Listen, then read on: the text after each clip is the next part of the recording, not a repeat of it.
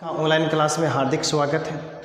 प्रिय विद्यार्थियों, अपना चैप्टर चल रहा है मेंडल के आनुवंशिकता के नियम, जिसके बारे में पिछली ऑनलाइन क्लास में हमने कुछ चर्चा की थी। आनुवंशिकता क्या चीज़ होती है, आनुवंशिकता में किस प्रकार से हम आनुवंशिक लक्षणों का अध्ययन करते हैं।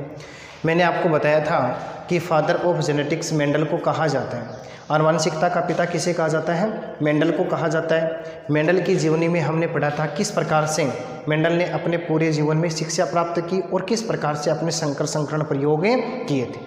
हम पढ़ रहे थे मेंडल ने अपने प्रयोग के लिए मटर के पौधे का चुनाव किया। मटर के पौधे में 34 प्रकार के विपर्यासी लक्षण पाए जाते हैं, जिनमें से 7 लक्षणों को आधार मान करके मेंडल अपने संकर संकरण के प्रयोग देता है। आज के इस ऑनलाइन क्लास में हम पढ़ते हैं महत्वपूर्ण शब्दावली। ये महत्वपूर्ण शब्दावली जेनेटिक्स की आधारशिला मानी जाती है। इन्हीं कुछ परिभाषाओं के आधार पर हम आनुवंशिकता को समझने का प्रयास करते हैं। सबसे पहले हम बात करते हैं विपर्यासी लक्षण क्या होता है। तो देखो, जीवों में विपर्यासी लक्षण की यदि बात की जाए, जीवों में उपस्थित या पेड़ पौधों में उपस्थित विपरीत लक्षणों को ही क्या कहा जाता है? विपर्यासी लक्षण कहा जाता है। विपरीत का शाब्दिक अर्थ है उल्टा, अपोजिट। जैसे फॉर एग्जाम्पल मैंने कहा किसी पौधे की लंबाई को लेकर चलता हूँ, मैंने कहा लंबा, तो दूसरा लक्षण उसका क्या हो जाएगा? बोना।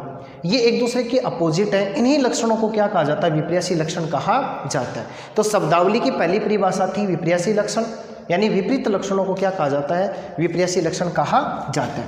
नंबर 2 परिभाषा की यदि बात करें तो हम बात करते हैं कारक। कारक क्या होता है? देखो, मेंडल के अनुसार, अकॉर्डिंग टू मेंडल ने क्या बात बताई? कारक क्या होते हैं? वे इकाइयाँ जो माता पिता के लक्षणों को संततियों तक लेकर जाती हैं, क्या कहलाती हैं? कारक कहलाती हैं। मेंडल ने इसको परिभाषित करने का प्रयास किया कि जनकों के लक्षण संततियों में जाते हैं और ले जाने के लिए जिस यूनिट की सहायता से वो लक्षण आगामी पीढ़ी में जाते हैं, उसे ही क्या कहा जाता है? कारक कहा जाता है। तो कारक क्या हुआ? वे इकाइयाँ जो जनकों के लक्षणों को संततियों तक लेकर जाती हैं या माता पिता के लक्षणों को अगली पीढ़ी तक लेकर के जाती हैं, वो इकाइयाँ क्या कहलाती हैं? कारक कहलाती हैं। देखो, फिर एक वैज्ञानिक आता है जोहानसन।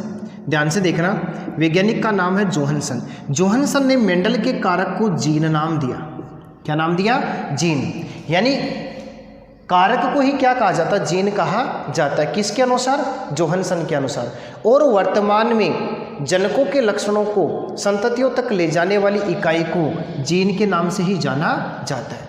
तो वर्तमान में कारक को क्या कहा जाता है? जीन कहा जाता है। देखो, एक लक्षण को एक जीन निर्धारित करता है।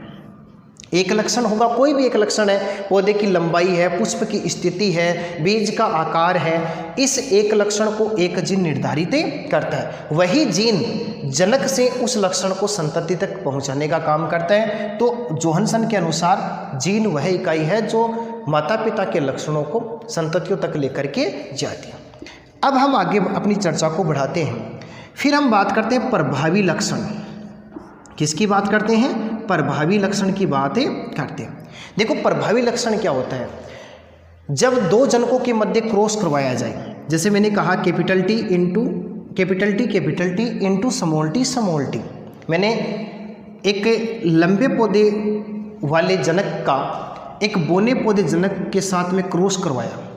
अब देखो, इसमें कैपिटल टी है, इसकी गेमेट यदि बनाए तो यहाँ से कैपिटल टी आएगा, यहाँ से स्मॉल टी आएगा। जब दोनों युग्मकों में संलयन हो जाता है, निषेचन हो जाता है, फर्टिलाइजेशन हो जाता है, तो एक संतति कैपिटल टी वाली आती है, एक संतति स्मॉल टी वाली आती है। मतलब ये यहाँ पर प्राप्त होता है। अब ये जो कैपिटल टी है, ये अपने प्रभाव को दिखाएगा और इसमें लंबेपन को दर्शाएगा। किसको दर्शाएगा? लंबेपन को। कहने का मतलब क्या हुआ कि प्रभावी लक्षण क्या होता है कि जब दो जनकों में क्रॉस करवाया जाता है तो प्राप्त F1 पीढ़ी, इसको F1 पीढ़ी बोला जाएगा, प्रथम संतानीय पीढ़ी बोला जाएगा। और प्रथम संतानीय पीढ़ी में ये अपना प्रभाव दिखाता है, अर्थात लंबेपन को दर्शाता है। इस प्रकार के लक्षण को प्रभावी लक्षण कहा जाता है।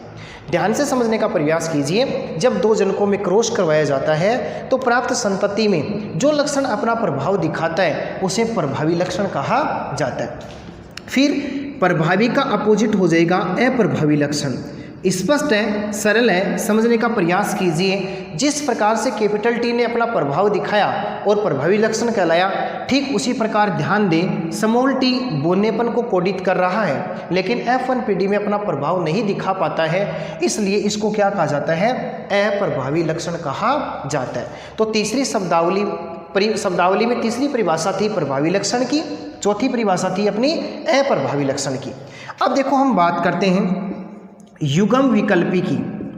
युग्म विकल्पी की एलील या एलिलोमॉर्फस क्या होता है? युग्म विकल्पी क्या चीज़ होती है? मैंने यहाँ बताया आपको कि एक लक्षण को एक जीन निर्धारित करता है, एक लक्षण को एक जीन निर्धारित करता है और उस जीन के 2 स्वरूप पाए जाते हैं। कितने रूप पाए जाते हैं? उसके 2 स्वरूप पाए जाते हैं, जिन्हें युग्म विकल्पी कहा जाता है। ध्यान देना, यहाँ मैंने लिखा कैपिटल टी। मैंने कहा एक लक्षण को एक जीन निर्धारित करता है जिसके 2 स्वरूप होते हैं और उन्हें ही क्या कहा जाता है? युग्म विकल्पी कहा जाता है। मैंने यहाँ कैपिटल टी लिख दिया। अब इसमें देखो ये कैपिटल टी किसको दर्शा रहा है? लंबे लक्षण को रिप्रेजेंट कर रहा है, तो इसके कितने स्वरूप माने जाते हैं? 2 स्वरूप हो गए। दोनों कैपिटल लेटर दोनों लंबेपन को दर्शाते हैं। इस प्रकार के जोड़े को युग्म विकल्पी कहा जाता है। ऐसे ही देखो मैंने यहाँ स्मॉल टी भी लिया था, स्मॉल टी। अब देखो ये स्मॉल टी बोनेपन को कोडित कर रहा है, इंडिकेट कर रहा है, तो यहाँ पर ये जोड़े के रूप में पाया जाएगा। इस प्रकार के समूह को क्या कहा जाता है या स्वरूप को क्या कहा जाता है? युग्म विकल्पी कहा जाता है। तो एक लक्षण को एक जीन निर्धारित करता है और उस जीन के 2 स्वरूप होते हैं, जिन्हें सम्मिलित रूप से क्या कहा जाता है? युग्म विकल्पी कहा जाता है। देखो ये 2 प्रकार के होते हैं, समयुग्मजी और एक आता है अपना विषम युग्मजी। देखो सम का शाब्दिक अर्थ है समान, युग्म का मतलब है जोड़ा, समान प्रकार का जोड़ा।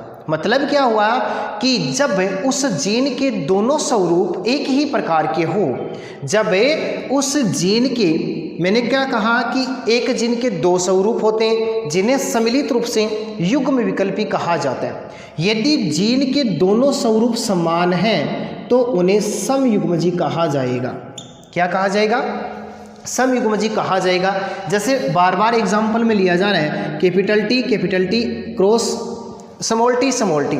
यहाँ ध्यान दीजिए दोनों लेटर कैपिटल लेटर हैं, दोनों समान है, इसको समयुग्मजी कहा जाएगा। यहाँ ध्यान दीजिए दोनों लेटर स्मॉल लेटर हैं, ये भी समयुग्मजी कहलाएंगे। ये लंबेपन को दर्शाएगा, ये बोनेपन को दर्शाएगा, लेकिन एक जीन के दोनों स्वरूप जब समान होंगे उन्हें समयुग्मजी कहा जाता है। नंबर 2 अपना है विषम युग्मजी। अब देखो विषम का शाब्दिक अर्थ होता है असमान, और मैंने युग्म का अर्थ ऊपर बताया, अर्थ होता है जोड़ा, असमान प्रकार का जोड़ा।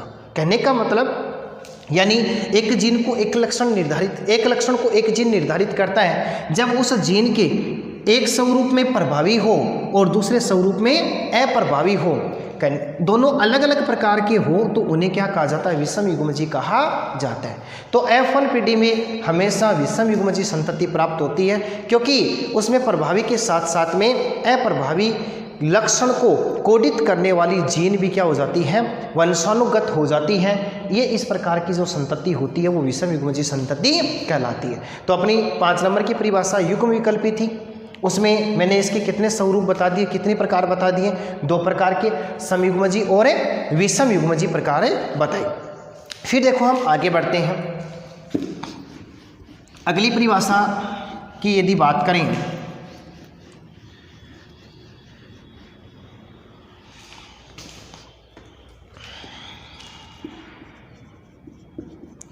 संकरण तथा संकर। देखो संकरण तथा संकर क्या है? जब 2 जनकों के मध्य क्रॉस या निषेचन करवाया जाता है तो उस विधि को, उस प्रक्रिया को संकरण कहा जाता है। जैसे मैंने लिखा कैपिटल आर, स्मॉल आर। कोई भी उदाहरण ले सकते हैं आप। ये कैपिटल आर है, ये किसी जंतु के लाल रंग को इंडिकेट कर रहा है। यहाँ पर मैंने स्मॉल ये सफ़ेद को बता रहा है। कहने का मतलब ये प्रभावी है और ये अप्रभावी प्रकार का लक्षण है। अब दो जनकों के मध्य जब क्रॉस करवाया जाए, देखो इसमें कैपिटल आर आएगा, इसमें स्मॉल आर, यहाँ पर इनमें क्रॉस हो गया। दो जनकों में जब क्रॉस करवाया जाता है तो उस विधि को क्या कहा जाता है? संकरण कहा जाता है। और संकरण से प्राप्त संतति को क्या कहा जाता है? संकर संतति कहा जाता है। एक बार फिर से देख लो क्या चीज़ बताई कि जब दो विपर्यासी लक्षणों वाले, हाँ लक्षण विपर्यासी होने चाहिए, जब दो विपर्यासी लक्षणों वाले जनकों के मध्य क्रॉस या निषेचन करवाया जाता है तो उस विधि को संकरण कहते हैं। और संकरण से प्राप्त संतति को संकर संतति या संकरे कहते हैं। अब आगे वाली परिभाषा रहेगी अपनी जनक। क्या रहेगी? जनक। पेरेंटल क्या चीज़ है? तो माता पिता को ही क्या कहा जाता है? जनक कहा जाता है। यानी किसी संकर संतति की उत्पत्ति के लिए जो जो यौगिक भाग लेते हैं, जो जनक भाग लेते हैं या जो कारक भाग लेते हैं, उन्हें क्या कहा जाता है? जनक कहा जाता है। अब हम बात करते हैं प्रथम संतानीय पीढ़ी। अगली शब्दावली अपनी प्रथम संतानीय पीढ़ी। देखो प्रथम संतानीय पीढ़ी क्या चीज़ होती है? जब दो विपर्यासी लक्षणों वाले जनकों के मध्य क्रॉस या निषेचन करवाया जाता है तो प्राप्त प्रथम संतति को प्रथम संतानीय पीढ़ी कहते हैं, जिसे हम F1 पीढ़ी के नाम से जानते हैं। जिसे हम क्या कहते हैं? F1 पीढ़ी कहते हैं। जैसे for example capital T cross small t। अब हम जानते हैं इसका गैमेट कैपिटल T होगा, इसका गैमेट स्मॉल t होगा। यानी यहाँ से जो युग्मक बना वो कैपिटल T है और इससे जो प्राप्त हुआ वो स्मॉल t है। और इन दोनों को क्या कहा जाएगा? जनक कहा जाएगा, माता पिता कहा जाएगा। जब इनमें क्रॉस करवाया जाता है, निषेचन करवाया जाता है, उस विधि को मैंने अभी बताया क्या कहलाती है? वो संकरण कहलाती है। तो देखो यहाँ पर एक संतति पैदा हो जाएगी और उस संतति को हम क्या बोलेंगे? F1 पीढ़ी बोलेंगे या फिर प्रथम संतानीय पीढ़ी बोलेंगे। अब इसके बाद में यदि प्राप्त विषम युग्मजीय संतति में या F1 पीढ़ी में या फिर प्रथम संतानीय पीढ़ी में स्वपरागण करा दिया जाए, क्या करा दिया जाए? स्वपरागण करा दिया जाए, सेल्फ पोलिनेशन करवा दिया जाए या फिर सेल्फ फर्टिलाइजेशन करवा दिया जाए, स्वनिषेचन करवा दिया जाए, तो प्राप्त F2 पीढ़ी या प्राप्त संतति को द्वितीय संतानीय पीढ़ी या F2 पीढ़ी कहा जाता है। तो प्रिय विद्यार्थियों ध्यान देंगे परिभाषाएं संकरण पर, संकर पर। जब दो विपर्यासी लक्षण वाले जनकों के मध्य क्रॉस, तो वो विधि क्या कहलाती है? संकरण। प्राप्त संतति संकर संतति और उसी संतति को क्या कहा जाता है? प्रथम संतानीय पीढ़ी या F1 पीढ़ी कहा जाता है। और जब F1 पीढ़ी पर हम क्या कर दें? F1 पीढ़ी में सेल्फ पोलिनेशन करवा दें, सेल्फ फर्टिलाइजेशन करवा दें, तो प्राप्त संतति को F2 पीढ़ी या द्वितीय संतानीय पीढ़ी कहा जाता है। मेंडल अपने संकर संकरण प्रयोग में सफल हो जाता है। इसकी सफलता का एक राज था, वो था कि मेंडल अपने प्रयोग में F3, F2, F3 तक ही सीमित रहता है, 2-3 पीढ़ियों तक ही अपने प्रयोग करता है और लक्षणों के बारे में चर्चा करता है। तो अपनी शब्दावली में प्रथम संतानीय पीढ़ी और द्वितीय संतानीय पीढ़ी। अब हम बात करते हैं आगे वाली परिभाषा पर।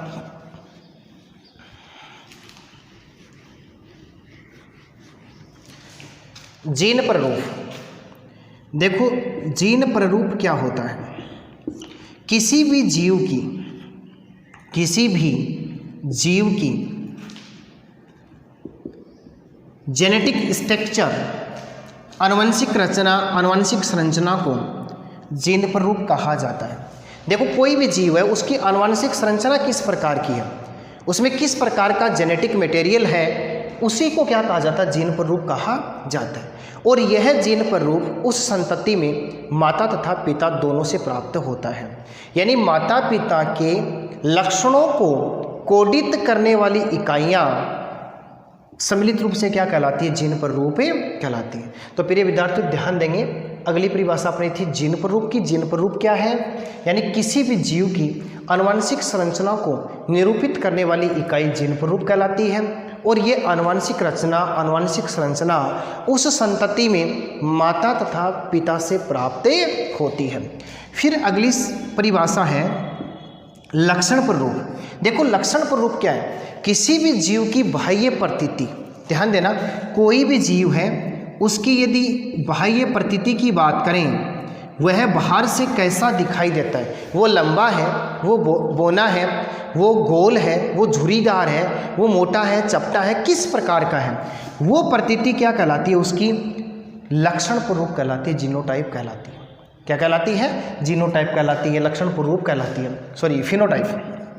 क्या कहलाती है? फिनोटाइप, और ये क्या हो जाएगा? जीनोटाइप। जीन प्ररूप और लक्षण प्ररूप। तो जीन प्ररूप तो किसको इंडिकेट करेगा?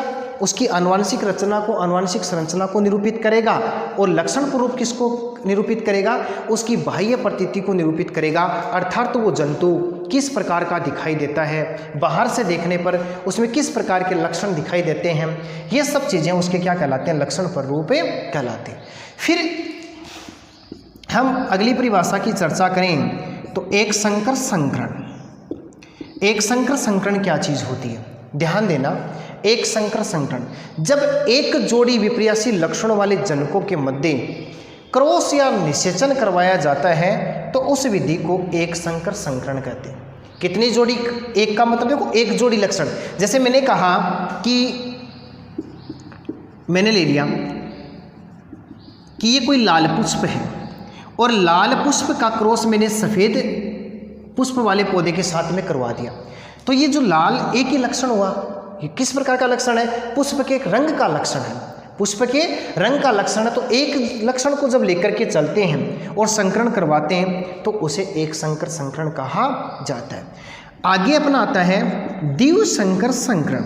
देखो, संकर संकरण नाम से स्पष्ट है, द्विव, और द्विव का शाब्दिक अर्थ क्या होता है? आप सब जानते, दो होता है। जब दो जोड़ी विपर्यासी लक्षणों वाले जनकों के मध्य क्रॉस या निषेचन करवाया जाता है तो उसे द्विव संकर संकरण कहा जाता है। कितने जोड़ी बोली मैंने?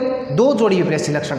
जैसे मैंने लिखा capital R capital Y, small R small Y. ये क्या चीज़ है? देखो, आर का मतलब राउंडेड है, राउंड है, गोल। येलो का मतलब पीला है। देखो, गोल व पीले बीज वाले जनकों का जब हरे व झुर्रीदार, ध्यान देना, झुर्रीदार व हरे बीज वाले जनकों के साथ में क्रॉस करवाया जाए। अब देखो, इसमें मैंने दो लक्षण लिए। एक तो बीज की आकृति, शेप ऑफ सीड, बीज की आकृति, और कलर ऑफ सीड, बीज का रंग। तो कितने लक्षण हो गए? दो लक्षण। अब जब दो लक्षणों को लेकर के क्रॉस करवाया जाएगा तो उस संकरण को क्या कहा जाएगा? द्विव संकर संकरण कहा जाता है। तो मेंडल अपने प्रयोग में एक संकर संकरण प्रयोग करता है और द्विव संकर संकरण प्रयोग करता है। ये इसका था अगली शब्दावली में। अब एक परिभाषा की और बात करते हैं। देखो, ध्यान देना, बैक क्रॉस एक आता है, बैक क्रॉस, जिसे हम कहते हैं व्युत्क्रम संकरण। देखो, इसका क्या मतलब होता है? बैकक्रॉस का मतलब क्या है? बैकक्रॉस का मतलब ये होता है कि जब प्रथम संतानीय पीढ़ी, अर्थात तो जब विषम युग्मजी संतति का क्रॉस समयुग्मजी प्रभावी और समयुग्मजी अप्रभावी दोनों जनकों में से किसी एक के साथ में करवा दिया जाए तो इस प्रकार का जो क्रॉस होता है वो क्या कहलाता है? बैकक्रॉस कहलाता है, जिसे हम प्रतीप संकरण कहते हैं। जिसे हम क्या कहते हैं? प्रतीप संकरण कहते हैं, यानी संकर पूर्वज संकरण कहते हैं। संकर पूर्वज संकरण कहते हैं। एक बार परिभाषा पर ध्यान देना, बहुत ही महत्वपूर्ण परिभाषा है कि प्रतीप संकरण या फिर संकर पूर्वज संकरण क्या चीज़ होता है, बैकक्रॉस क्या चीज़ होती है। देखो, क्या मैंने क्या बताया, जब प्रथम संतानीय पीढ़ी, और मैंने आपको ये बताया था कि अभी बताया कि प्रथम संतानीय पीढ़ी में जो संतति पैदा होती है वो विषम युग्मजी प्रकार की होती है, क्योंकि प्रभावी लक्षण के साथ में अप्रभावी लक्षण को निरूपित करने वाली जीन भी साथ में वंशानुगत होती है। तो वो संतति कैसी हो गई? विषम युग्मजी संतति हो गई। अब इस विषम युग्मजी संतति का क्रॉस मैं किसके साथ में करवा दूं? या तो कैपिटल टी के साथ में करवाऊंगा या फिर मैं स्मॉल टी के साथ में करवाऊंगा। लेकिन वो संतति होनी किस प्रकार की चाहिए? समयुग्मजी होनी चाहिए, चाहे वो प्रभावी हो चाहे अप्रभावी हो, लेकिन संतति किस प्रकार की होनी चाहिए? समयुग्मजी होनी चाहिए। इस प्रकार के क्रॉस को क्या कहा जाता है? बैक क्रॉस कहा जाता है। और अभी देखो, मैं बताता हूँ इसमें जो जीनोटाइप जो प्राप्त होगा वो किस प्रकार का होगा। मैंने लिया विषम युग्मजी संतति कैपिटल टी स्मॉल टी, इसका क्रॉस मैंने कैपिटल टी के साथ में करवाया। इसके गेमेट बनाए, कैपिटल टी बना और स्मॉल टी बना, दोनों एक जैसे हैं यानी कैपिटल टी यहाँ से प्राप्त होगा। इसका क्रॉस इसके साथ और इसका क्रॉस इसके साथ। ध्यान देना, capital T capital T capital T और स्मॉल टी, तो जो लक्षण प्ररूप होगा वो 50-50 होगा, यानी 1:1 के रूप में प्राप्त होगा। तो प्रिय विद्यार्थियों, प्रतीप संकरण क्या चीज़ होता है कि जब विषम युग्मजीय संतति का प्रभावी या अप्रभावी समयुग्मजीय के साथ में क्रॉस करवाया जाता है तो वो मेथड क्या कहलाता है? बैक क्रॉस कहलाता है। एक क्रॉस होता है टेस्ट क्रॉस, टेस्ट क्रॉस, और टेस्ट का मतलब आप सब जानते हैं, टेस्ट का मतलब क्या होता है, टेस्ट है क्या चीज़। टेस्ट क्रॉस के अंदर हम क्या बात करेंगे, जब विषम युग्मजीय संतति का, ध्यान देना, जब विषम युग्मजीय संतति का क्रॉस समयुग्मजीय अप्रभावी के साथ में करवाया जाता है, ध्यान देना, किसके किसके साथ में करवाया जाएगा, विषम युग्मजीय संतति का समयुग्मजीय अप्रभावी के साथ में क्रॉस करवाया जाता है तो उस मेथड को टेस्ट क्रॉस कहते हैं। और टेस्ट का मतलब परीक्षा होता है, यानी परीक्षण संकरण कहा जाता है। और इसका अनुपात भी क्या प्राप्त होता है? 1:1 प्राप्त होता है। देखो मैंने इसके गेमेट बनाए, कैपिटल टी स्मॉल टी, यहाँ से आ जाएगा स्मॉल टी, इसका क्रॉस इसके साथ, इसका इसके साथ, कैपिटल टी स्मॉल टी, 50-50% है, यानी 1:1 आएगा। तो टेस्ट क्रॉस में तो क्या होगा, विषम युग्मजीय संतति का, विषम युग्मजीय संतति का अप्रभावी समयुग्मजीय के साथ में क्रॉस करवाया जाएगा, जबकि बैक क्रॉस में क्या होगा, वो संतति समयुग्मजीय होनी चाहिए, चाहे प्रभावी हो चाहे अप्रभावी हो। तो अपनी ये परिभाषा थी। एक परिभाषा है व्युत्क्रम संकरण, उल्टा संकरण। देखो इसको भी समझने का प्रयास करना। व्युत्क्रम संकरण, इसका क्या मतलब है? व्युत्क्रम का मतलब उल्टा है। देखो प्रथम जनक में जैसे मैंने कैपिटल टी पिता के लिए लिया क्रॉस और स्मॉल टी माता के लिए लिया, तो अगले क्रॉस में क्या होगा कि कैपिटल टी तो माता को इंडिकेट करेगा और स्मॉल टी किसको करेगा? पिता को करेगा।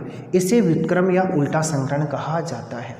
यानी जब प्रथम जनक में प्रथम संकरण जब करवाया जाएगा, उसमें जैसे कैपिटल टी पिता को कर रहा है इंडिकेट, स्मॉल टी माता को, तो अगले में उल्टा हो जाएगा, कैपिटल टी माता को बताएगा और स्मॉल टी पिता को बताएगा। इस प्रकार के संकरण को क्या कहा जाता है? व्युत्क्रम संकरण कहा जाता है। तो मेंडल की इस शब्दावली में हमने इन परिभाषाओं की चर्चा की। और कुछ परिभाषाएं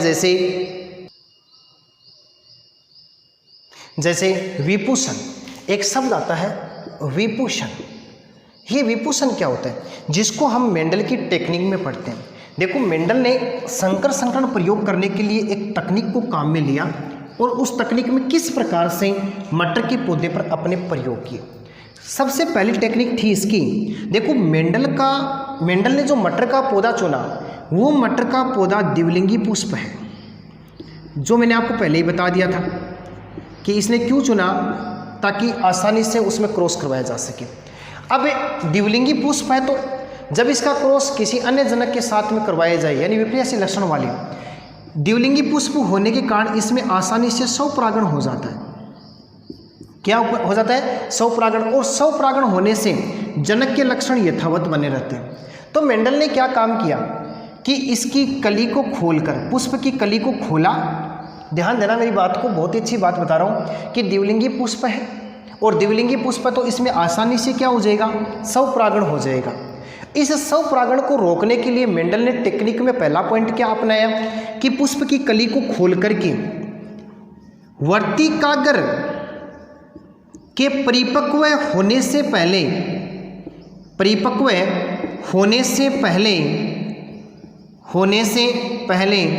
उसके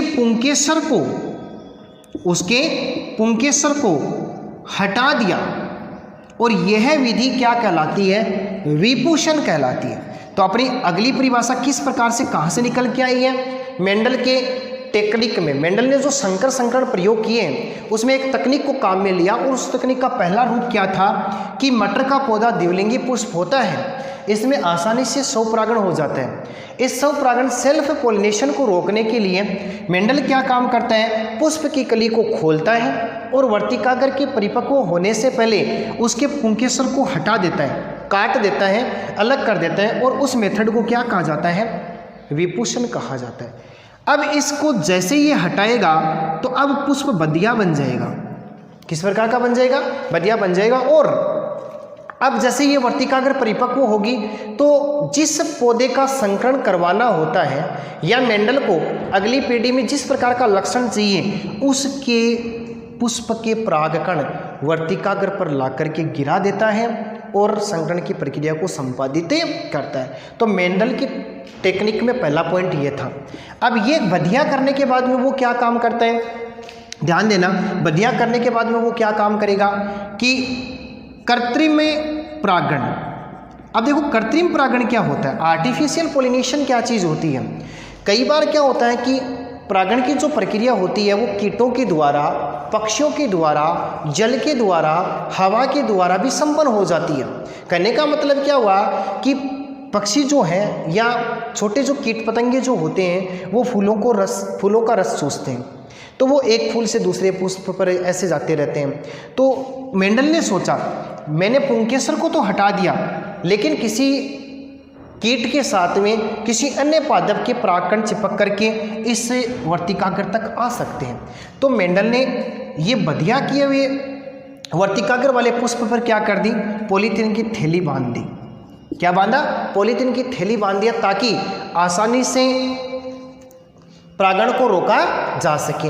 ये इसका मेथड था, ये इसकी टेक्निक थी। और जैसे जैसे मेंडल को जिस लक्षण की आवश्यकता थी उस लक्षण को कोडित करने वाले जीन या निर्धारित करने वाले जो कारक हैं या जो भी लक्षण को निर्धारित करने वाली जो इकाइयाँ होती हैं उनको वर्तिकाग्र पर ला करके छोड़ करके संकर संकरण प्रयोग किए।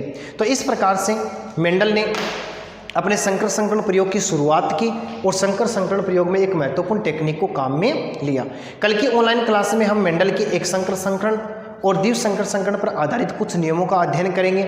मैंने आपको अभी भी बताया कि एक संकर संकरण नियम क्या होता है। जब एक जोड़ी विपर्यासी लक्षणों वाले जनकों के मध्य क्रॉस या निषेचन करवाया जाता है तो उस टेक्निक को एक संकर संकरण कहा जाता है। मेंडल ने एक संकर संकरण पर आधारित दो नियमों का प्रतिपादन किया जिन्हें क्रमशः प्रभाविता का नियम और युग्मों की शुद्धता का नियम कहते हैं। प्रभाविता का लक्षण क्या होता है कि F1PD में जो लक्षण अपना प्रभाव दिखाता है वो प्रभावी लक्षण कहलाता है और जो F1PD में अपना प्रभाव नहीं दिखा पाता उसे अप्रभावी लक्षण कहते हैं। और मेंडल ने इसी ही प्रभाव को प्रभाविता के नियम से संपादित किया। मेंडल के इन्हीं नियमों को, किन नियमों को, एक संकर संकरण और द्विव संकर संकरण नियमों को वंशागति के नियम कहा जाता है। तो इस प्रकार से यदि प्रश्न पूछा जाए मेंडल ने वंशागति के कितने नियम दिए, मेंडल ने वंशागति के दो नियम दिए, एक संकर संकरण और द्विव संकर संकरण। एक संकर संकरण पर दो दिए, प्रभाविता का नियम और युग्मों की शुद्धता का नियम।